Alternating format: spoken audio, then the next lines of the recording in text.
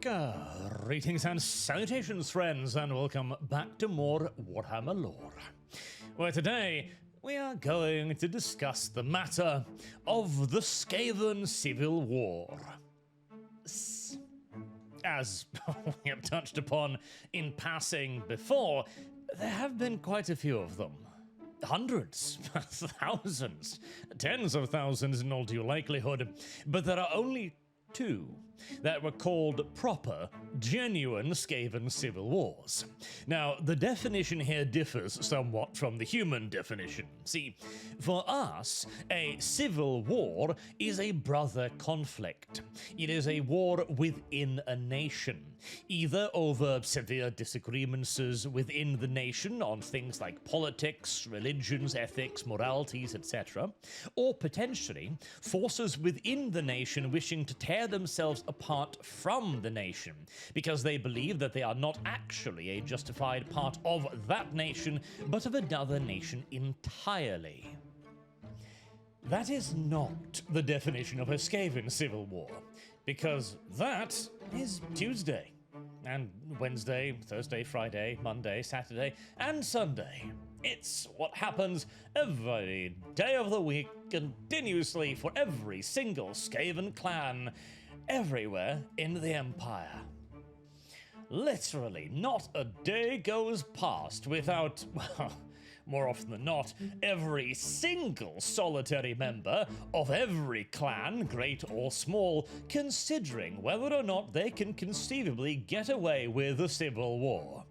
Either a personal one, like stabbing your boss in the back of the neck with a rusty knife, or a larger scale one, convincing your warlord's bodyguards to cut his head off during a feast, or an even grander one, whether or not there couldn't possibly be some way to poison the Grey Seer's food.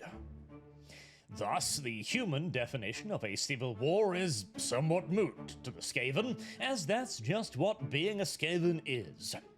Instead, the Skaven definition of a civil war is a conflict that lasts for, around about half a millennia, claims a few billion dead, and touches every single clan in Skavendom. Basically, it's a matter of scale. And quite the scale too, as even inter-clan conflict does not make a Skaven civil war. If one minor clan goes after the other, that's a skirmish. If a greater clan like Scryer or Pestilence go after one another, that too is pretty much just Sunday. And when their various mercenary forces, such as Clan Scryer mercenaries, plague monks, or the various creations of Clan Mulder meet upon the field, well, that's pretty much just the same as two weapons manufacturers ending up firing bullets at one another from competing gun barrels. Nothing personal about it, nothing to get upset about, and it certainly isn't enough to spark a proper civil war, no. Even full-scale offensives between the great clans wouldn't count. Even should Mulder elect to mobilize all of its gribblies in an attempt to finally pull Clan Scryer out by the root, it would simply be another clan versus clan conflict. Sure, it'd be on a pretty sizable scale, and it would touch a fair few of the other clans too, definitely, and might last for a very long time. Indeed, in all due reality, even talking about wars lasting periods of times is unusual in and of itself, as, in essence, all the clans are at war with all the other clans near consistently, only interrupted by brief periods of mutual recuperation before getting back at one another's throats. Therefore, a true civil war only begins when one or several of the clans begin an attempt to take over the entirety of Skavendom in such a way as to involve virtually all the other clans within Skavendom. That, of course, was exactly what happened when Clan Pestilence first returned to the Old World around about 50-odd years before the ascension of the god Emperor Sigmar. But the seeds of that conflict were sown nearly 1,400 years previously, when one of Clan Scrya's great inventions, intended to expand upon the Skaven home city of Skavenblight, malfunctioned ever so slightly, and created a second sun beneath the sunken city. This led to the near annihilation of the entirety of the Skaven species, leading thereafter to the Great Migration, where the Skaven clans would disperse across the old world to make sure that a third sun could not be accidentally created by Clan Scrya, and therefore endanger the entirety of Skavendom yet again.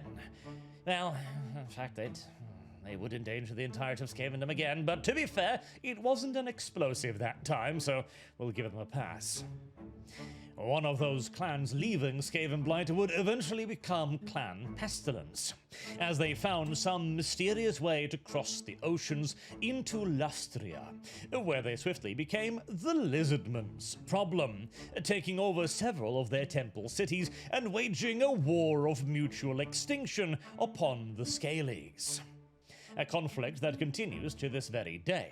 However, Clan Pestilence now believed that since they had managed to survive in the fetid jungles of Lustria by accepting the diseases into their own bodies, that they had become the chosen ones of the Great Horned Rat.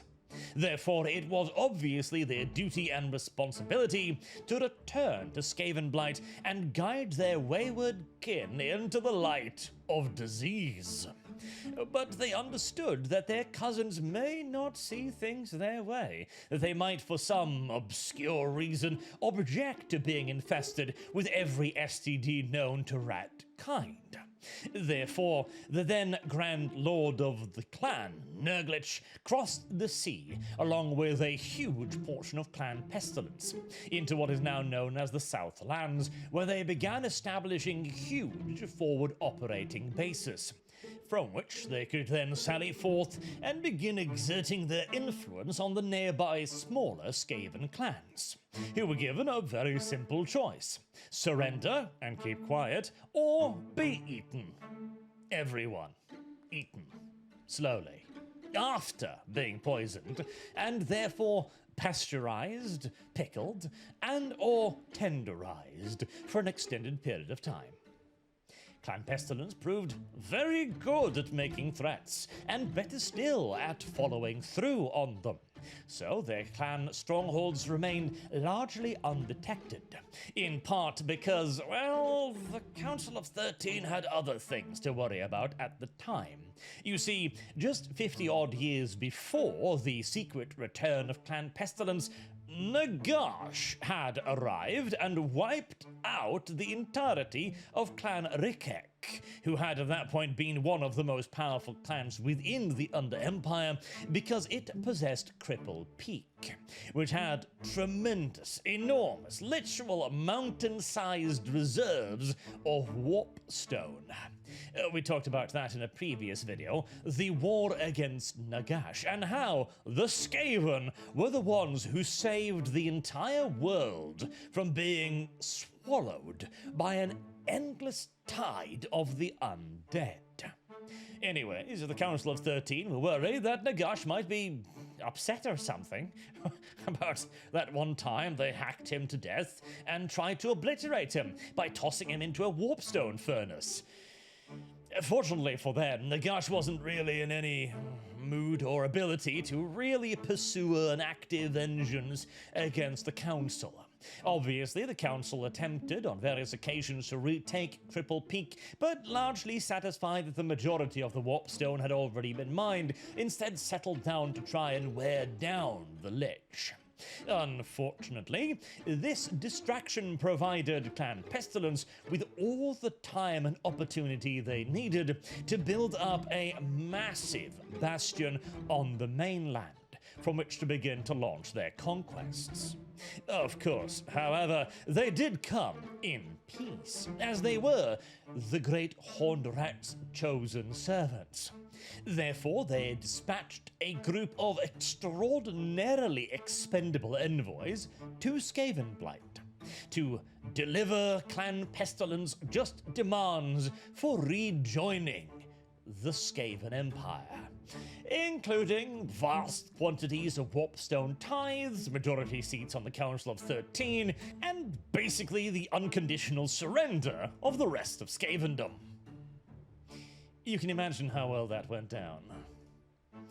The Council of 13's counter proposition was carving the envoy's skin apart with ice cream scoops, and then dispatching the now oddly rounded remnants right back to Clan Pestilence, who had expected pretty much this exact answer and had already prepared their own offensives, of course, against the Council. As now, a massive number of Skaven clans that had been previously subjugated by Pestilence rose up in rebellion against the Council of 13. The punishment armies that had been dispatched by the Council to put down this impudent rebellion were crushed.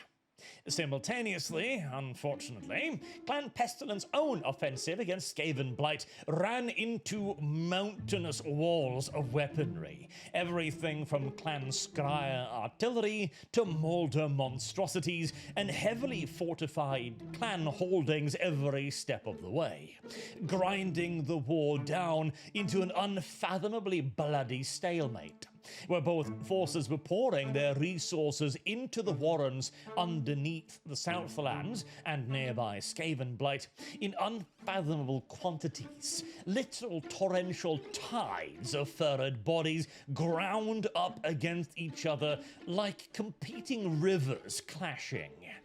It didn't work out very well for either party, and so any opportunity for a swift resolution to the conflict vanished like a fart in the breeze. Resigned now that this was going to be a lengthy conflict, both parties began by extending their networks of influence. The war could only be resolved by one side gaining some form of an undeniable advantage over the other, some edge that could not be resisted, in manpower, technology, be it mechanical or disease-based. And gaining an advantage in any of these fields would then give a far more important advantage in the political arena. See, Skaven warfare is in many ways as much politics as it is open combat, due to the sheer size of the armies involved and the rather rapid breeding rate of your average Skaven clan. Winning an attritional war is,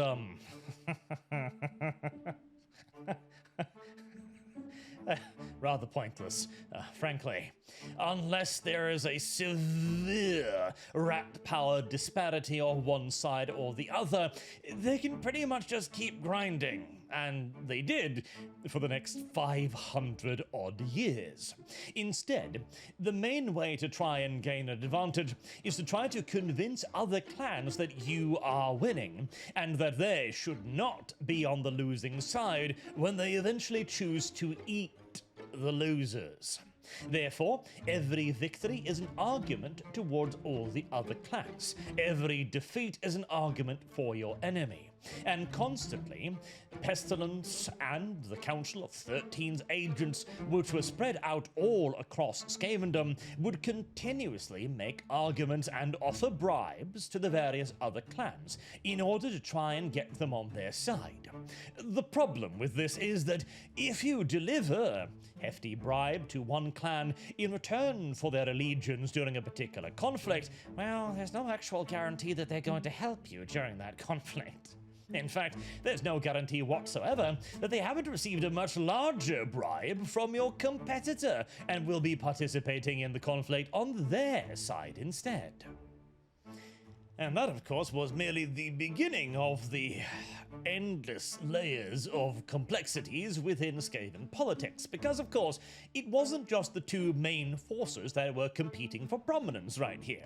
Sure, the Council and Pestilence were the main combative groups that wanted to wipe out the other and re-establish or establish dominance over Skavendom as a whole.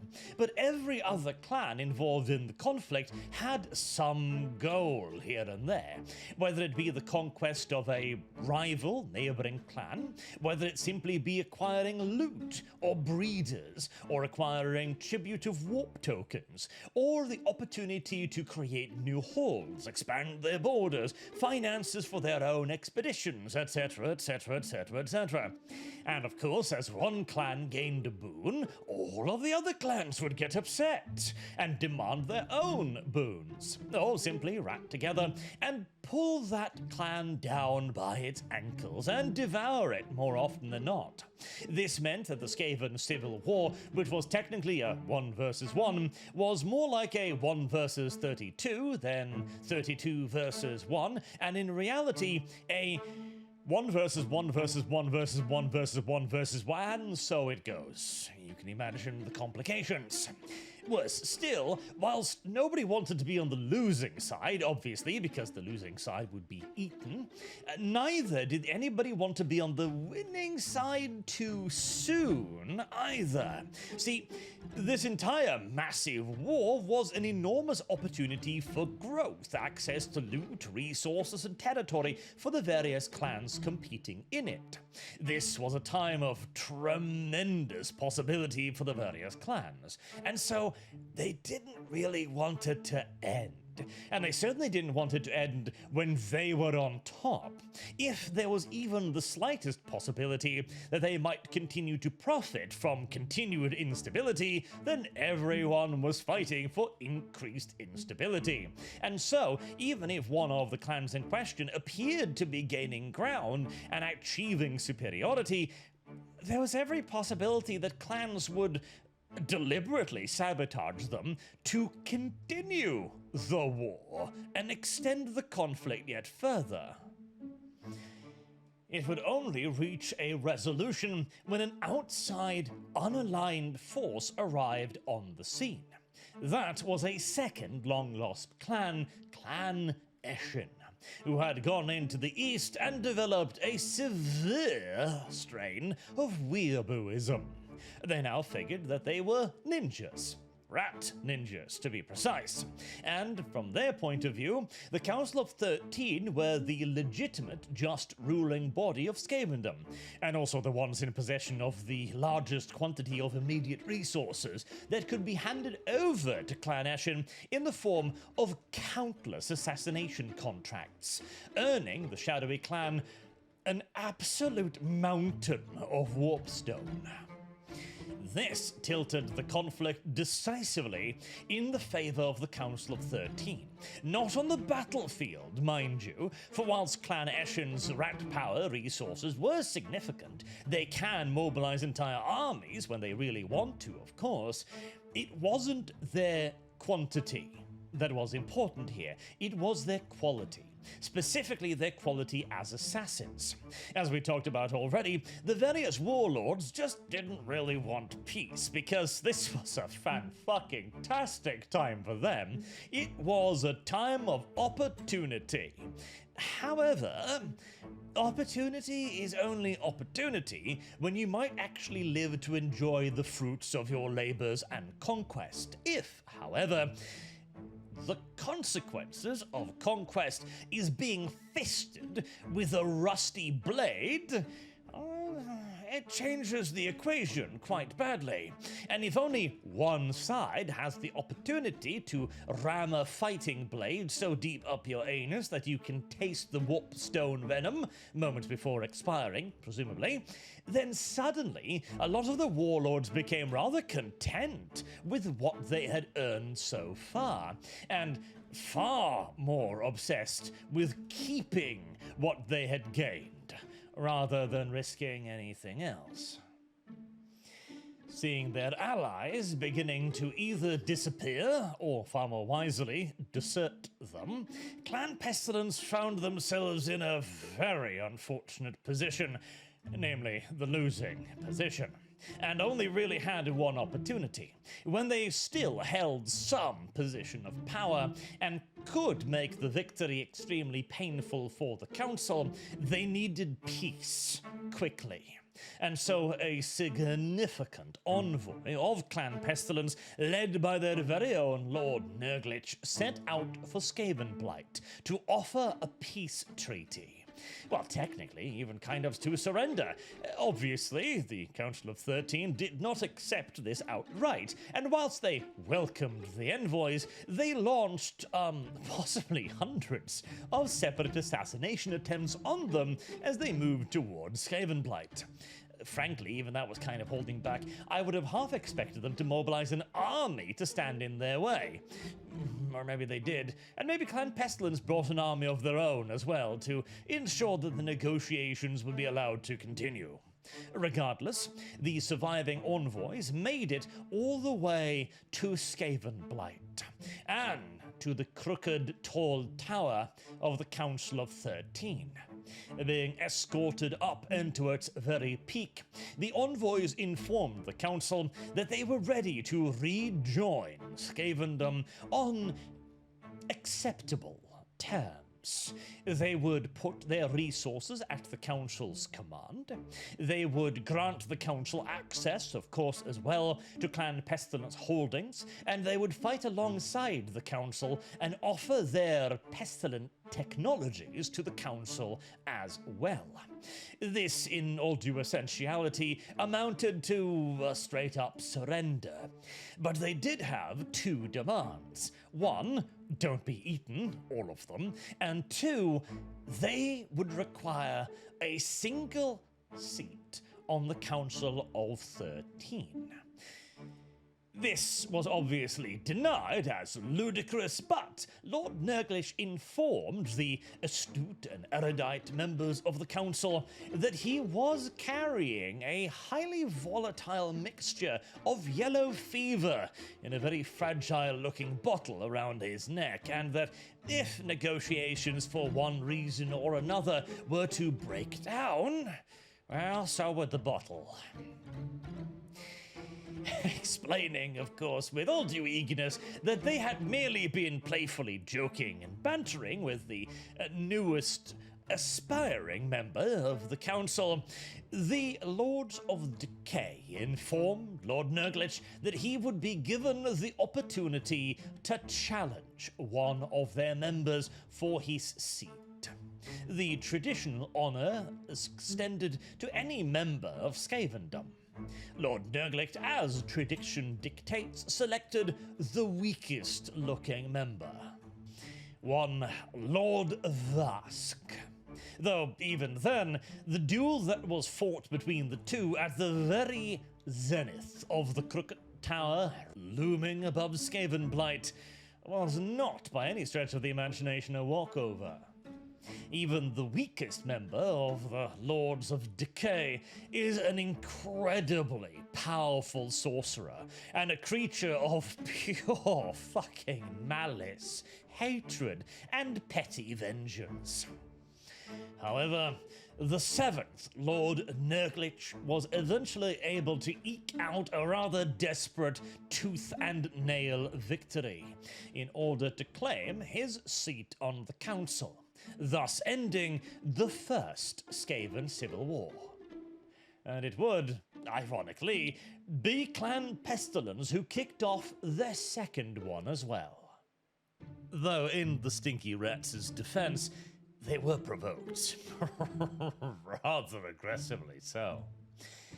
After the Black Death, the bio-warfare assault, in essence, upon the Empire, which was remarkably successful and a little bit too successful, really, as it threatened to put Clan Pestilence in a position of prominence in the Under-Empire and leave them with practically the sole credit for subduing the Empire of Man. The various other warlords and lords of decay subtly counteracted these plans. The war for the Empire was eventually lost for the Skaven after a very long and brutal conflict. After this, the power structure rebalanced and leveled out for quite some time until a second Black Plague was theorized. But lessons had been learned. Apparently, the Empire had simply been too vast. It had not been easy to control. The human populace had not been wiped out swiftly or completely enough. It had allowed the various Skaven clans too much opportunity to get in one another's way. So this time, a slightly smaller realm of men would be targeted instead: Bretonia. And the weapon of choice would yet again be a plague, the Red Pox. This was a blood-borne disease spread first and foremost through contaminated water supplies. It also burned itself out relatively quickly in just about a week or so, and infected its targets significantly more slowly, and it took longer for the targets to die than with the Black Plague. All of these things were done in order to make friendly fire plague casualties not quite as consistent as during the previous campaign. Unfortunately for our fluffy friends, it also made the disease far easier to deal with. It could be quarantined or sectioned off with greater ease. The time it took for the disease to actually kill also meant that the victims would be able to receive treatments for longer, even though an effective treatment was, well, it's debatable whether or not they really found one, but there certainly were a whole lot of potential options, including my favorite, submerging the victim in a pool of frogs. Not entirely sure why or how. No, really, I'm not entirely sure how. How would you get the frogs to cooperate? How would you capture enough frogs? How would you keep them? In a barrel, and then put the dude inside? Or would you put the guy inside first, and then pour the frogs on afterwards? Would you nail the barrel shut? Did they have to stay in there for a certain period of time? There are many, many questions concerning this method of treatment, none of which actually concern our current topic, so never mind that. This meant that whilst the Red Pox certainly did decimate the southern parts of Bretonia, it did not destroy Bretonian resistance. The subsequent Skaven invasion was slowed sufficiently for the northern halves of Bretonia to rally the banners, and along with aid from the otherwise elusive wood elves of Athel Loren, the Skaven host was beaten back and thoroughly defeated. Which meant that it was time for the blame game. Every Skaven's favorite pastime. And this time, the goat's horns were affixed firmly to the head of Clan Pestilence. They had promised that their Red Pox would be an even greater success than the Black Death. It very evidently was not.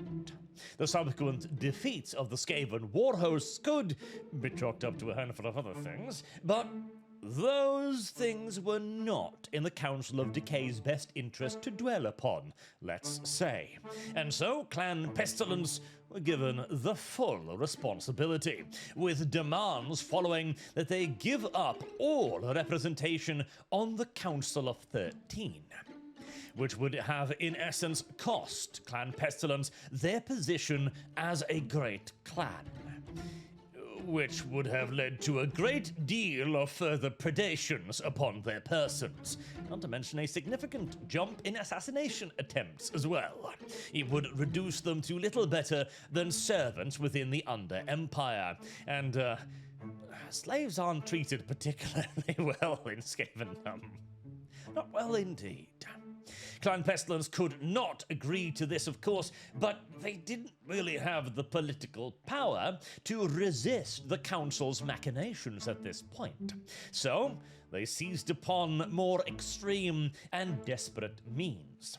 Infiltrating Skavenblight with ever-growing numbers of their zealous acolytes, they created an uprising, an armed rebellion of sorts against the Council of 13, attacking the Lords of Decay in their stronghold, even managing to penetrating all the way into the Crooked Tower and engaging the albino storm vermin, the Council's own personal guard. What Clan Pestilence had not taken into consideration, however, were that they were not the only ones considering an uprising. It turned out that Clan Scryer had been planning just the same thing, and now they had an opportunity to carry out their plans whilst also presenting themselves as the liberators of the Lords of Decay. Bonus! And so the streets of Skavenblight, always awash in the black blood of rat kin, experienced a particularly wet period, as Clan Scryer and Pestilence waged war in the streets.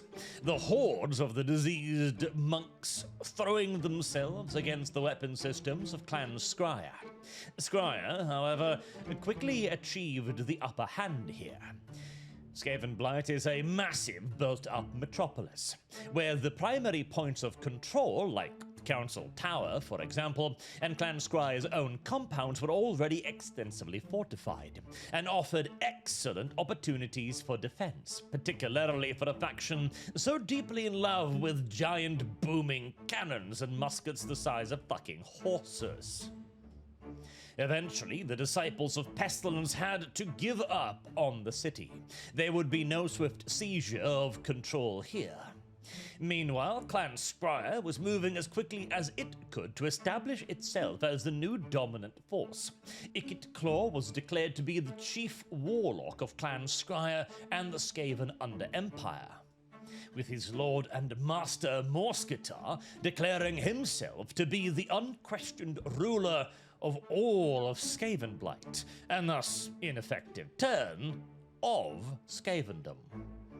And that might be where it had all ended. It wouldn't be the first time that the Council of 13 had gotten stormed, after all. There had been quite a few previous attempts to see the incumbents in power changed. It was, as I mentioned previously, just another Tuesday. However, the problem was that on this occasion, the instability had lasted a little bit too long, and other clans had looked around and thought to themselves, well, there doesn't seem to be any central authority around anymore. Nobody to yank my chain and stop me.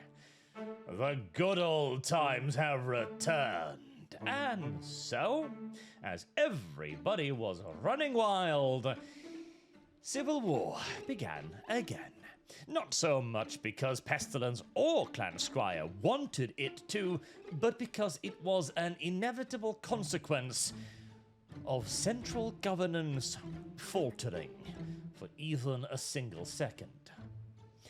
And speaking of the absence of central command, the outside force that had concluded the first Skaven civil war, Clan Eshin, well, they had seen quite enough of the Lords of Decay.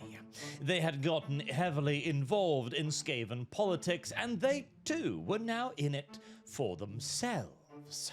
They remained a neutral agent in the war, offering their agents' services to both Pestilence and Scryer, who were now in essence the Council of 13, and assassins flew shuttle traffic back and forth as Clan Eshin grew wealthy beyond their wildest imaginations. The other warlords too had a great old time, stabbing one another in the back as frequently as they did the front. Robbing, raping, pillaging, well, is it rape? You know what? That's a good question. No, strike that. They weren't raping, because if you've seen a Skaven female, oi, it doesn't really factor into the calculation here. Burning, pillaging, torturing, enslaving, the usual.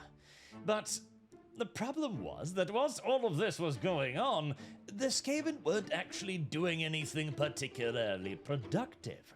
Preceding this, the Skaven had been a genuine threat to the world.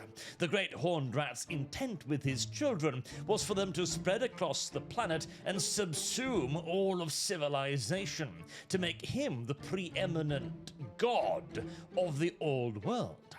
They'd done a pretty damn good job with the Empire, only having been barely fought off after a lengthy period of mass war, and they had robbed and ravaged the Imperium like... well, Empire, technically. I'll make that mistake often. Like no other force ever had. The Red Pox was supposed to simply be another offensive in this manifest destiny of Skavendom to seize control of the overworld, just as they had taken the underworld.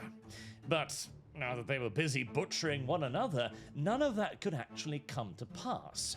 And with no outside force available to settle this conflict, it seemed like it would go on forever, as it lasted for several hundred years with nothing even remotely approaching a resolution being possible or even imaginable, frankly.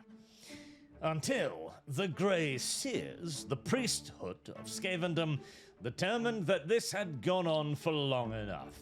If the Skaven were ever to resume their conquest of the overworld, they had got to stop killing each other, or at the very least, limit the numbers somewhat. The rate of attrition was too gosh darn high for them to do anything but repopulate and then butcher one another. Understanding as well that they would not have sufficient force, neither political, magical, or military, to force the clans to the negotiation table, and then also make sure that they stuck to whatever bargain was being made, they instead elected to raise their complaint with a higher authority. The Grey Seers dispatched their preeminent ambassadors, representatives of the Horned Rat himself, to every clan in Skavendom, and demanded that they all arrive in Skavenblight to attend the annual feast of Vermintide. If they did not, they may consider themselves outcasts and to have been put outside of the most glorious green light of the Great Horned Rat. A death sentence, as whilst the excommunication itself may not carry with it supernatural punishment, it would give every single solitary clan around them excuses to murder them. The various warring factions all sent, at the very least, representatives, fearing what it would mean to miss out on this event. Gathered in Skavenblight, they were witness to a unique ritual, as the Grey Seers, led by the Seer Lord Kritzlik, all paraded through the city, carrying the most unholy items of all of Skavendom to summon the Great Horned Rat into material being. Horrifyingly enough, they succeeded. The Great Horned Rat manifested into reality, and whilst he applauded his children's constant intrigue and mutual slaughter, for it was very, very funny, they had greater concerns. One, chaos was on the rise across the old world, and amassing vast armies to begin the invasions of the civilized world. If the realms of man fell to chaos and its corruption spread, then the Skaven would not be able to stand against it. They would need to aid, if not directly, at least the realms of man for now. Furthermore, the Great Horned Rat ordered his servants to join together yet again and refocus their efforts towards his preeminence in all of creation via the conquest of the surface world. Therefore, he demanded that the Council of 13 would be allowed to operate as an independent entity yet again, to rule over the entirety of Skavendom. Of course, factionalism would still be allowed, indeed encouraged, as only the strong could lead, but this time the strong would be selected by the Horned Rat personally, from amongst all the writhing multitude of his children, as upon his disappearance, a vast 13-sided pitch-dark obelisk inscribed with glowing green runes emerged from the ground where he had stood, the cracks created by his massive hooven feet splitting apart yet further to reveal this test. Any Skaven of any standing, of any level, whether they be warlord, slave, seer lord, or ex-lord of decay, could go to the pillar and touch one of its 13 sides. If they failed the test, they would be simply immolated immediately and completely, leaving not even bone dust behind. In fact, the only thing that would linger were their screams. A harsh price to pay, but it was the price for potential near absolute power. Many Skaven paid it willingly, until finally only 12 remained. They would be the new Lords of Decay, and henceforth anyone who wished to challenge the current Lords would have to touch the pillar first, and be ordained for the position by the Horned Rat. So ended the Second Civil War. Less of a bang this time, less of a major shake-up, and yet simultaneously also a far greater shake-up, as the new Lords of Decay were significantly more varied than before. And now, whilst their scheming and machinations would again still be allowed, of course, they now knew that they were the chosen ones, the ordained ones, selected by the Great Horned Rat, and that their duty lay first and foremost not with themselves, but with his greater design. This instilled into them a enormous sense of ass-puckering fear. The only way to actually keep the Skaven in line, and the only way to ensure that the Lords of Decay might consider a greater purpose beyond their own self-advancement. Whether or not that was entirely successful is still open to some debate, as even after the end of the Second Skaven Civil War, they haven't really quite managed to unify in a truly effective fashion. Or at the very least, they have struggled, desperately so, to launch any further large-scale efforts to reclaim the surface land for their horned deity. Their effectiveness aside, however, Skavendom now stands, in theory at least, united against the furless fiends of the overworld. And so long as nobody else tries to seize power too quickly, that will remain so. Although, with the rapid rise in power of certain new clans, like Moors, for example, and its ambitious Lord Nordwell, perhaps it is only a question of time until the furry friends descend into yet another 500-year disagreement. Time shall tell. And until next time, I have been Arch. Thank you all very much for listening, and I do hope to see you all again soon. Until then, have a good day.